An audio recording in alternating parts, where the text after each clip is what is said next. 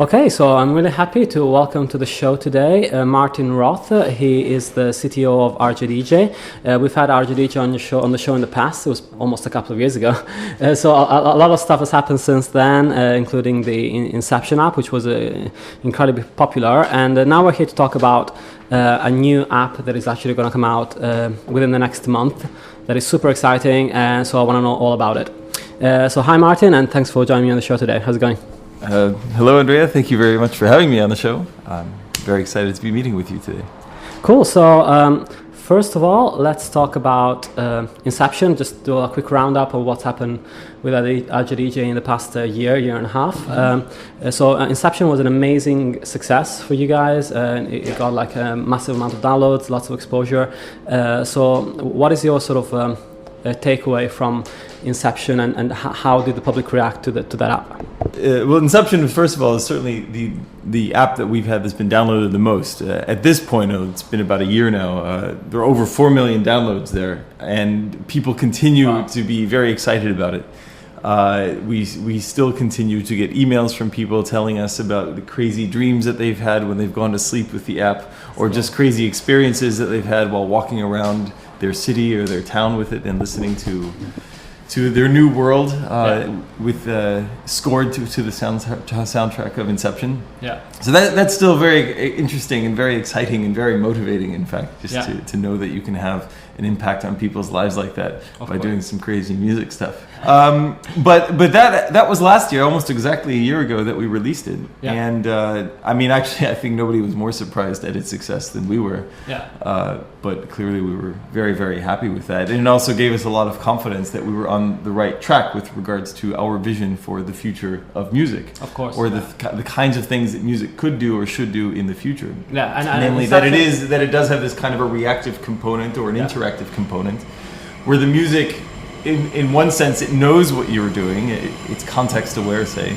And in another sense, it's able to react to you while you're in that context. Yeah. And of course, Inception was like the perfect sort of, in a way, the perfect platform, because it allowed you to reach a wide audience, make them understand what Rjdj is all about, because that was always the biggest challenge, to actually get people on board and make them try the product and make them understand how the whole thing works. Whilst Inception had the perfect background story, had the perfect marketing capabilities behind it, so it really helped get people to the next level in terms of understanding the concept.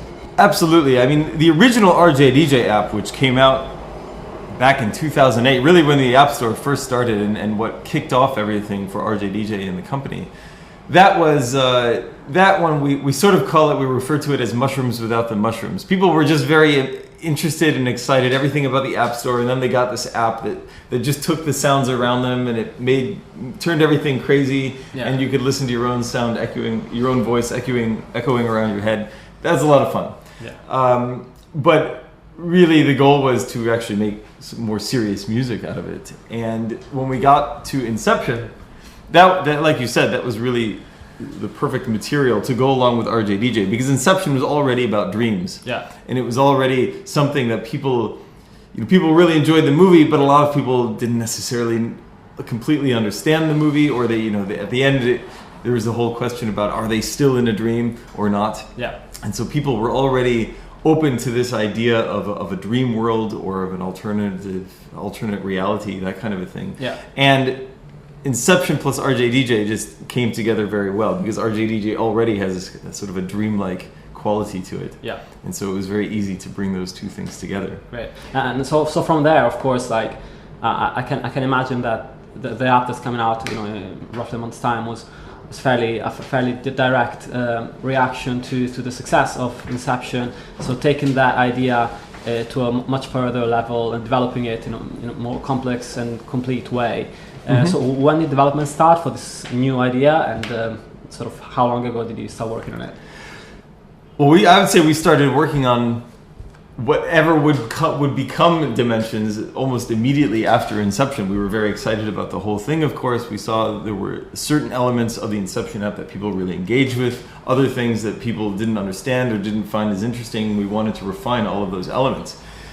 Back in January, I think, though, we set our ambitions very, very far into the future. We said, okay, we've got this awesome thing going on now.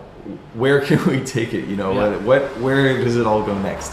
And we started working on some kind of a reactive music game all the way back in January already, which was called, so the code name for it was Juice. And it was the sort of the concept for it was that you would have this bottle of music that you could say drink, or you could listen to, and much like a genie in a bottle, sort of this smoke would wisp out of the bottle and into your headphones and then into your ears, and that you would be able to mix and match these different bottles of music to create new effects, new sounds, new ways to interact with the music and whatnot. Yeah, it's like the dream.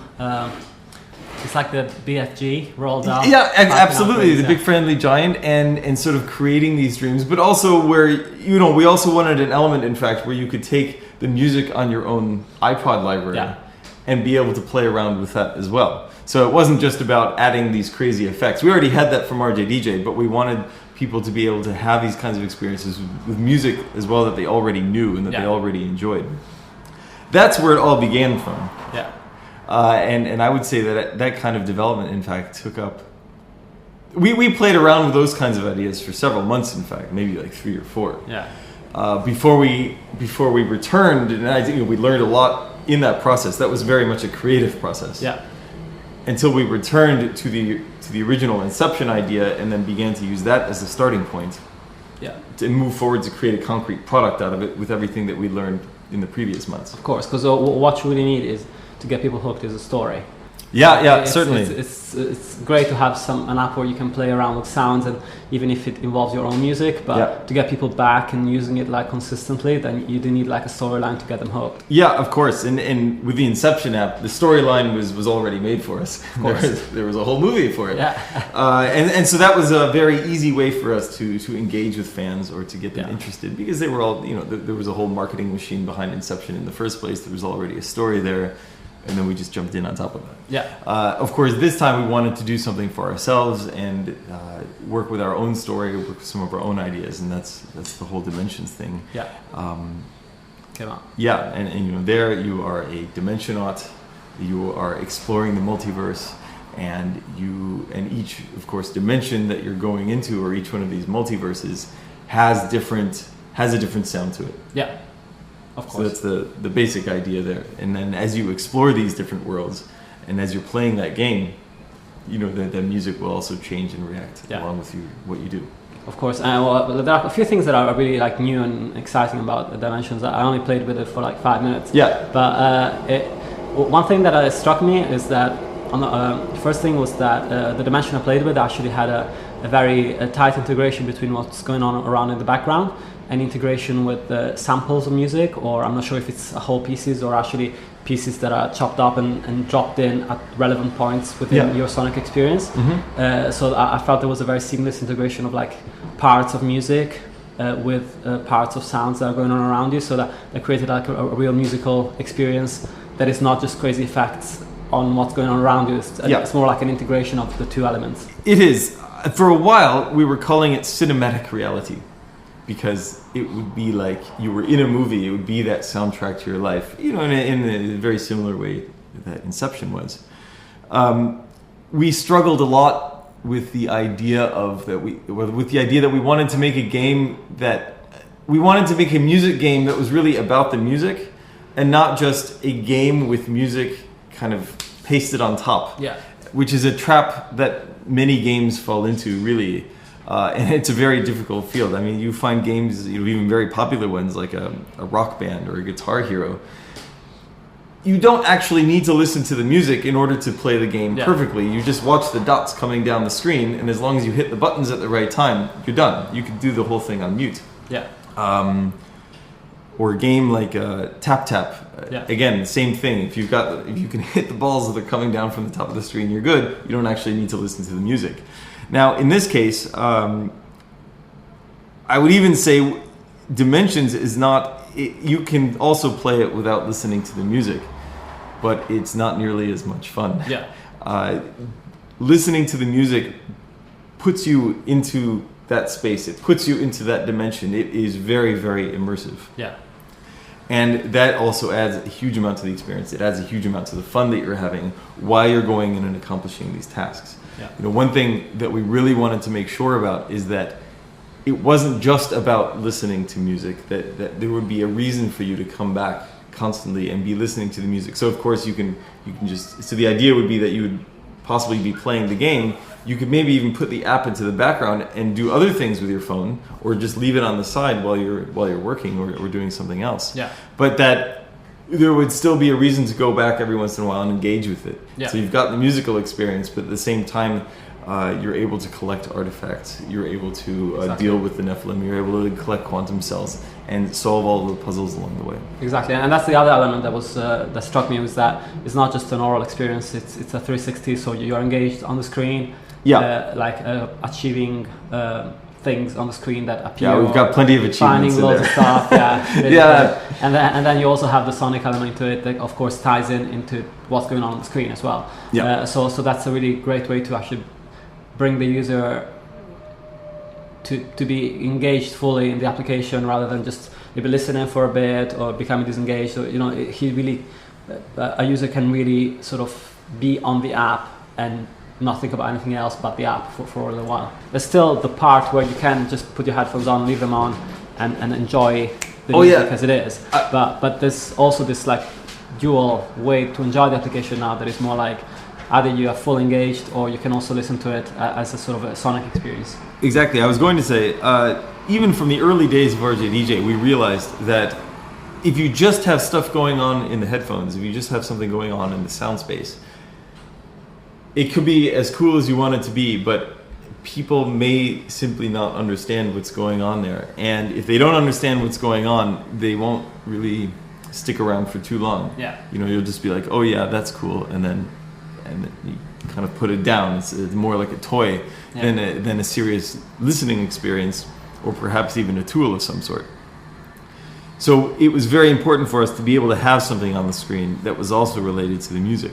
Yeah. So that you could have you could see the two, you could hear the music, you could see what was going on the screen, and be able to understand that one was influencing the other, or vice versa. Yeah, exactly. And that we were hoping would help explain to people or to what was going on, and therefore also drive engagement, so that people spend more time with the app, and they find, once they have a better understanding of what's going on, that they'll also find it more interesting. Yeah, of course.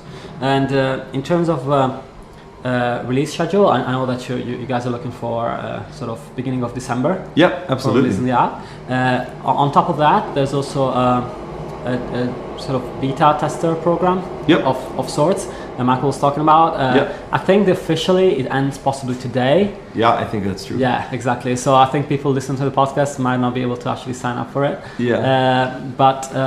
So how does that work? Is it more like a way to help you like iron out any bugs or any problems with the app? Yeah, it is certainly. It's also a way for us just to get, say, the word out to people who've been following us on Twitter or on our blogs or any one of or on Facebook.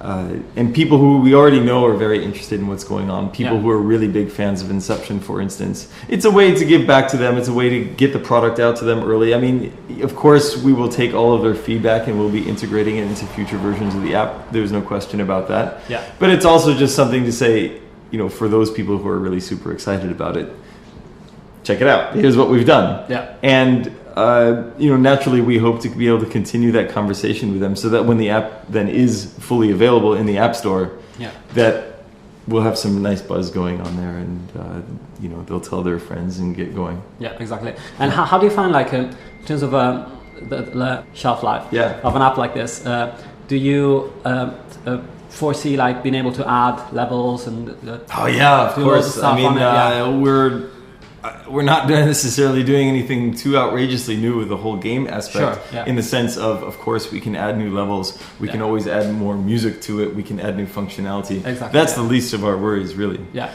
But what I do find interesting with regards to shelf life with an app like this, it's not, in fact, entirely dependent on always adding new content. Yeah.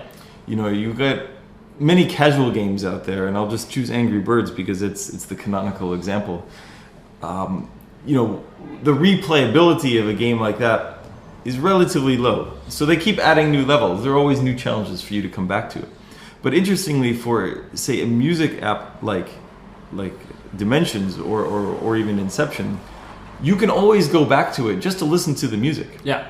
And that in and of itself is a very exciting and engaging experience. Even if you have nothing to do with the game, and we have a lock screen in there which sort of puts the game into the background so you can just listen to the music. That in and of itself is still a great thing. Just like the same way that you might go back to an album from an artist that you've enjoyed in previous decades. Who knows, you know? I mean, there are always going to be those evergreen favorites, and there is no reason why Dimensions, for instance, can't be something like that. And frankly, we already see that with Inception. I mean, naturally, after a year, usage on Inception is much lower than it was when it was first released, of course. But we still do see a very strong and steady trend there of people who are using it, even far after that they have, say, unlocked all of the different scenes in there. They have completed the game, they've completely finished it, but they just like the music. They like the movie, the music was really good, the way that the music interacts with their lives, that works very well. So why not? You know, and it's just like listening to any other piece of music. Perhaps even better. Exactly. In terms of music, I know that Michael mentioned Hans Zimmer again. Yes. So you also work with them in parts for bits of the music of this app as well, which is quite exciting. Yeah. So, of course, Inception was all about Hans Zimmer's music. The music that he made for the film. The music in the Dimensions app is primarily made by us. But we have gotten a lot of feedback from Hans Zimmer, and we are also using some material that he's made himself for this game, which obviously we're incredibly excited about and very, very interested. Like you saw in the Inception promo, this idea where Hans Zimmer is talking about being able to distribute music in new ways, being able to interact with music in new ways. That is something that he is very interested in.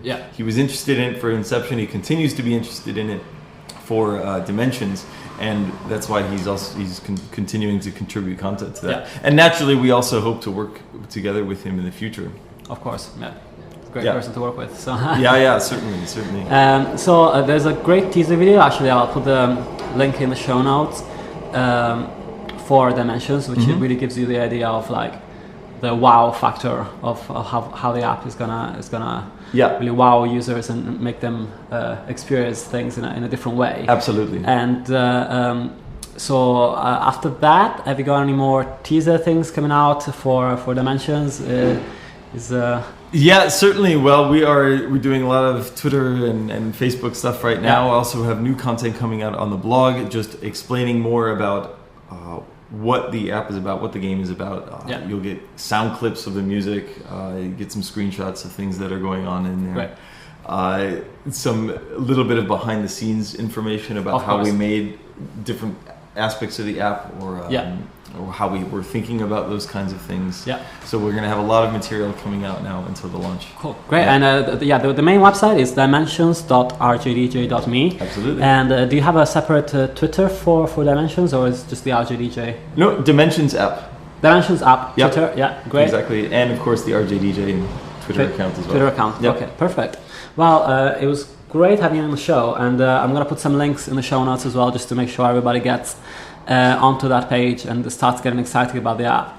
But I think it's going to be awesome, and I can't wait to actually get my hands on it. So me either. I can't wait till it's out there in the App Store. We've been working on it for a long time, almost a year now, and we've tried out so many ideas, and I hope that people out there appreciate the end result. Awesome. Well, it was always great talking to you guys, and I look forward to playing with it. Thank you very much for coming by, Andrea. Cool. Thanks for your time.